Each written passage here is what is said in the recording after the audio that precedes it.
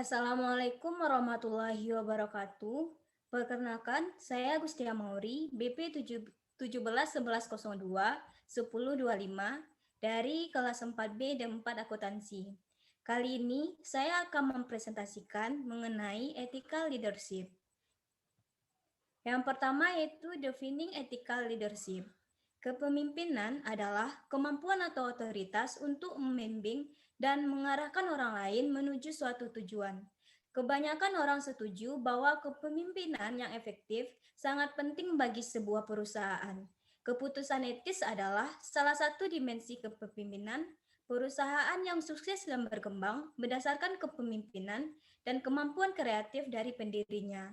Tanpa kemampuan, kepemimpinan pengusaha seperti Steve Jobs dari Apple, Bill Gates dari Microsoft, Sam Walton dari Walmart, dan Mark Zuckerberg dari Facebook, dan perusahaan-perusahaan paling sukses saat ini akan sangat berkurang atau tidak ada sama sekali. Namun, pendiri yang kuat hanyalah salah satu bagian dari kesuksesan perusahaan. Yang pertama itu keterampilan kepemimpinan etis Tim Cook dari Apple, Steve Ballmer dari Microsoft, dan Sheryl Sandberg atau COO dari Facebook.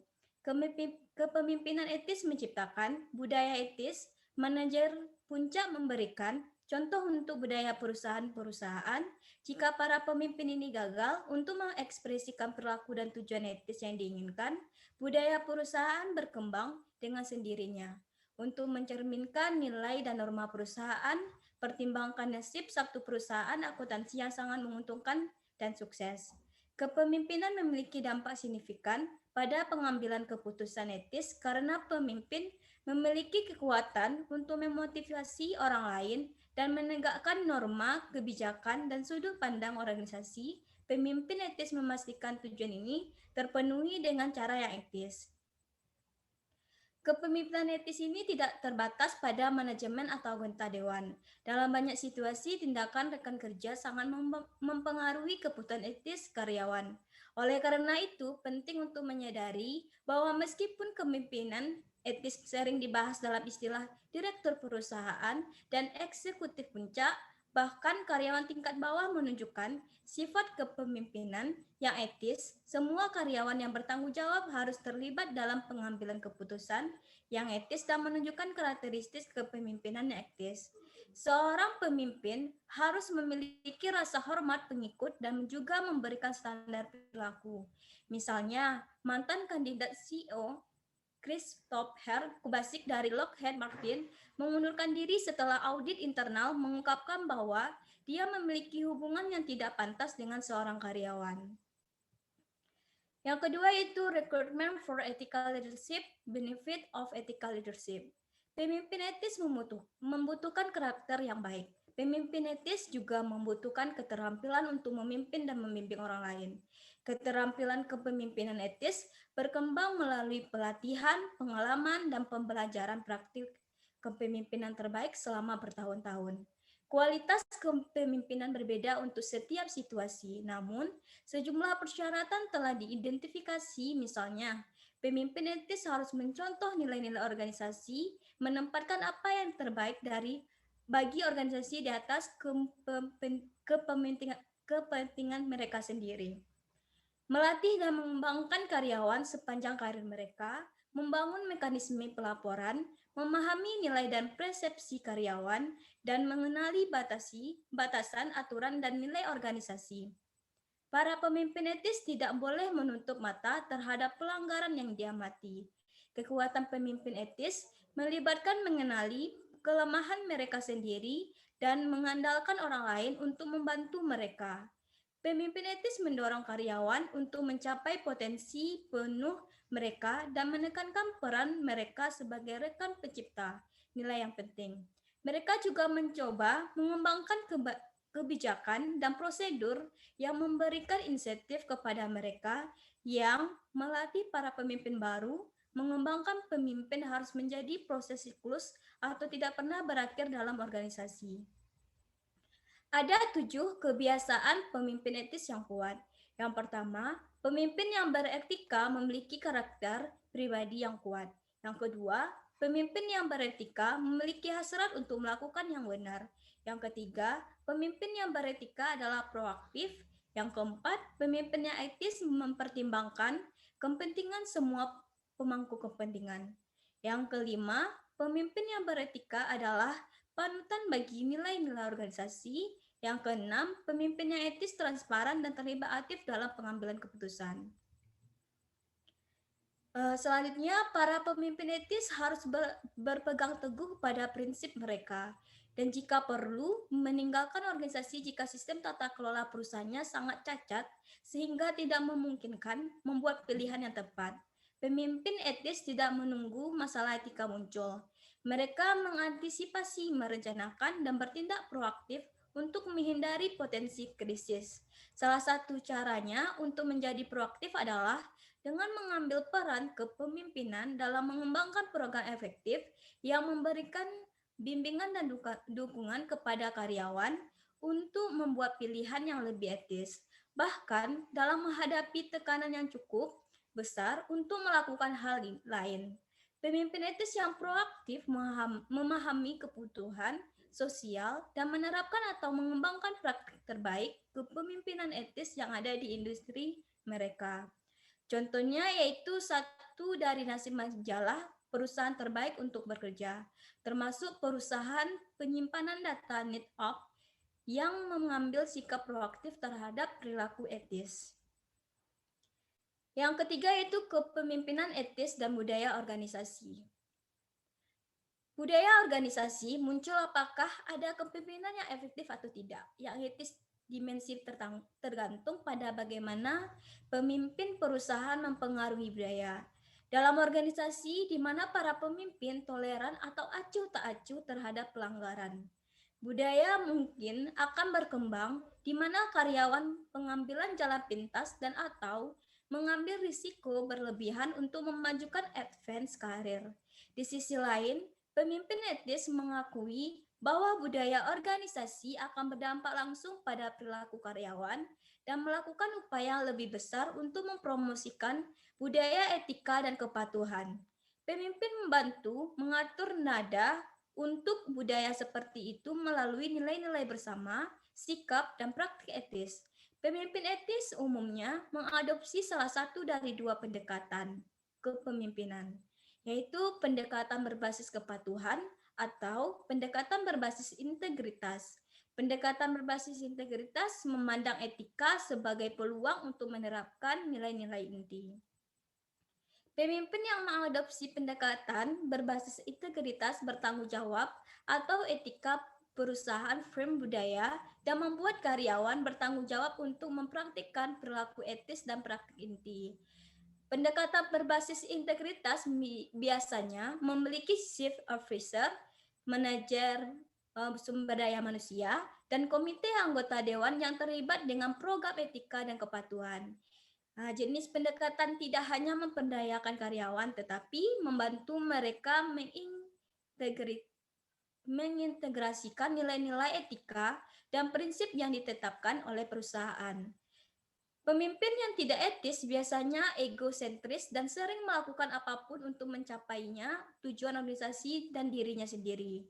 Contohnya pemimpin yang tidak etis adalah Alfred Tauman. Setelah mengakuisisi rumah lelang legendaris Stobie, Tauman bersekongkol dengan menyayangi Christie untuk menaikkan biaya komisi tanpa memperhatikan masa depan perusahaan atau untuk pemangku kepentingan.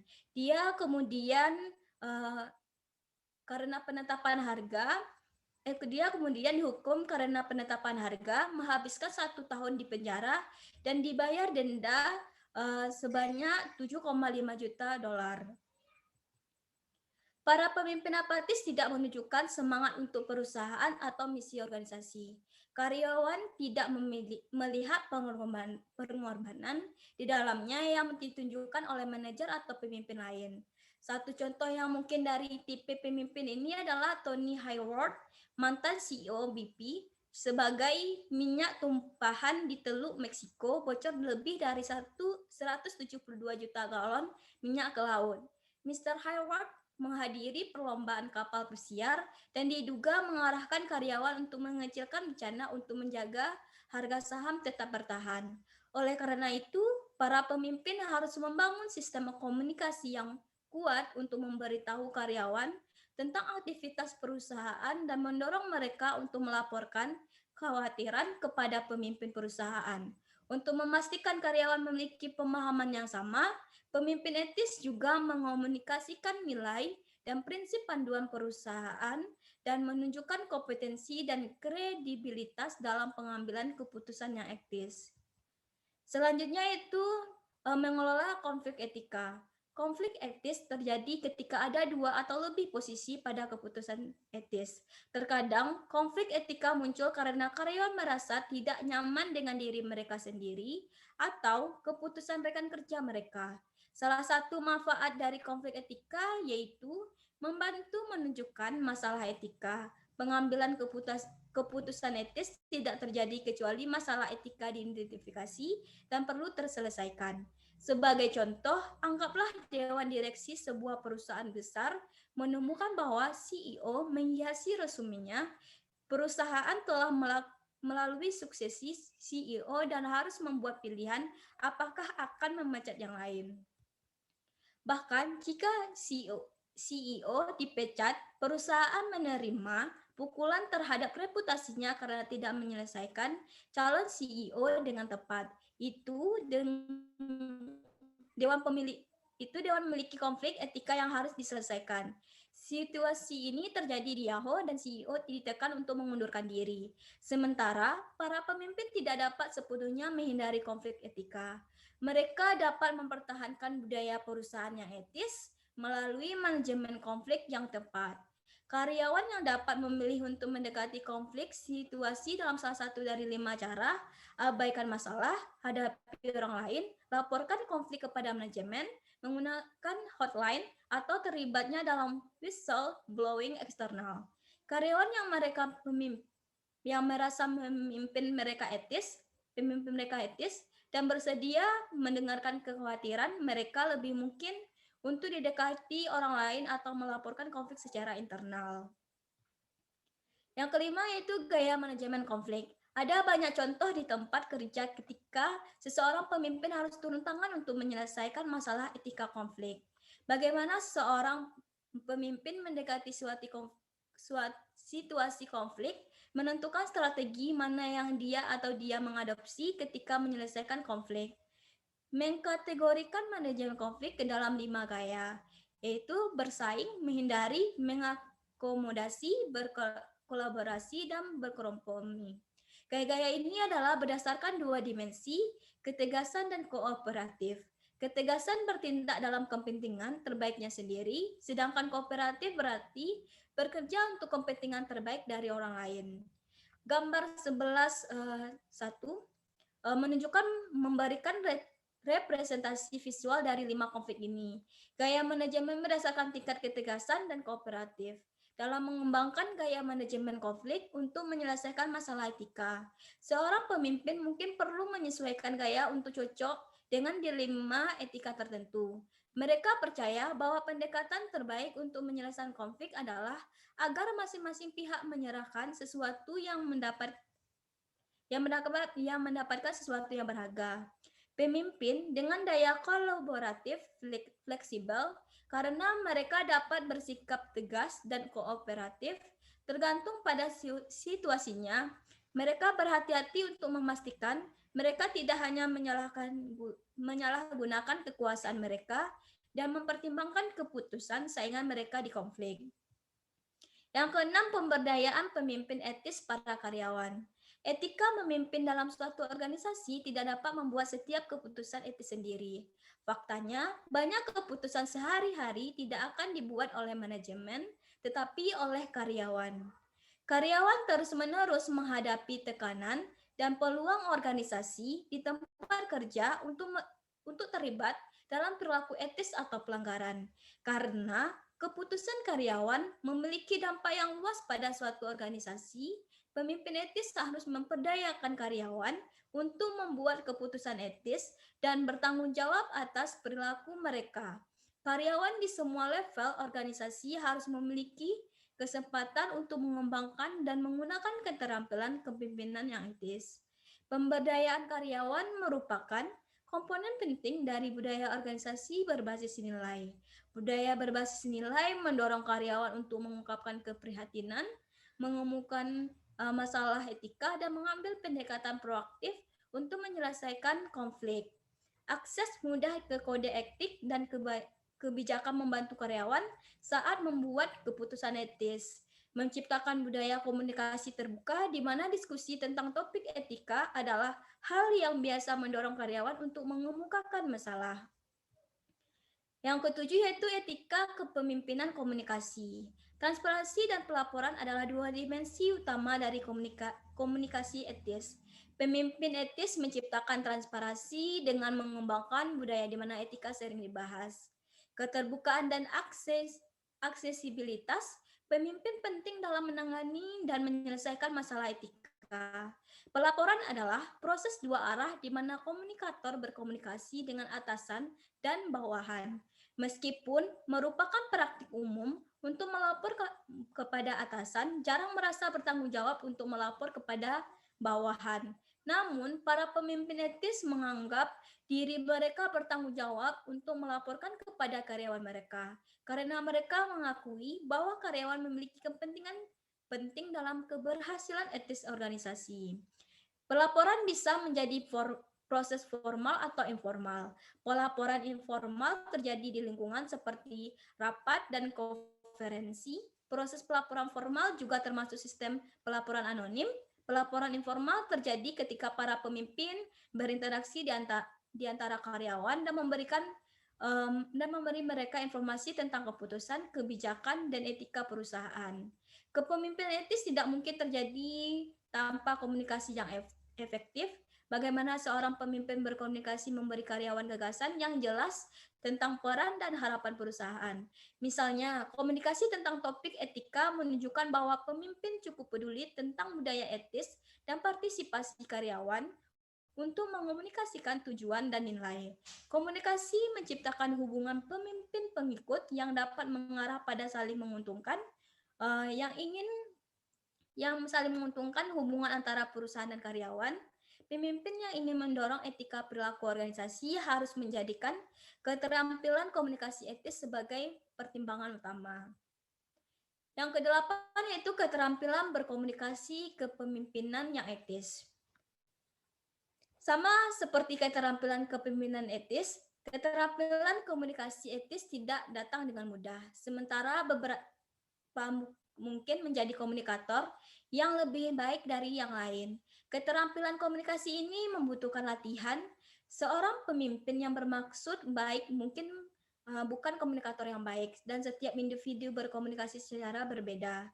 Namun, dengan pelatihan yang tepat, seorang dapat belajar bagaimana berkomunikasi secara efektif dan etis dengan pemangku kepentingan lainnya. Komunikasi organisasi dibagi menjadi 4 kategori.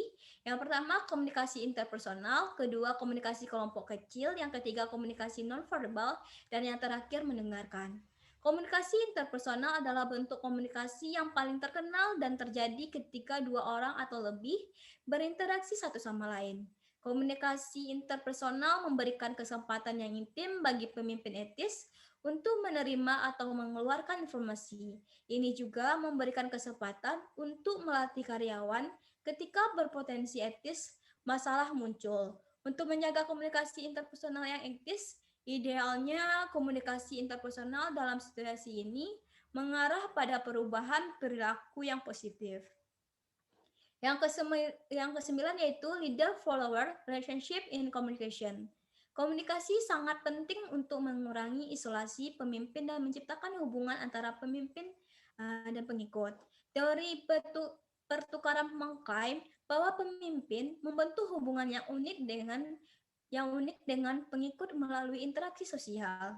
Oleh karena itu, Seorang pemimpin yang terisolasi secara sosial dari karyawan akan memiliki hubungan yang renggang karena karyawan dibiarkan membuat keputusan sendiri.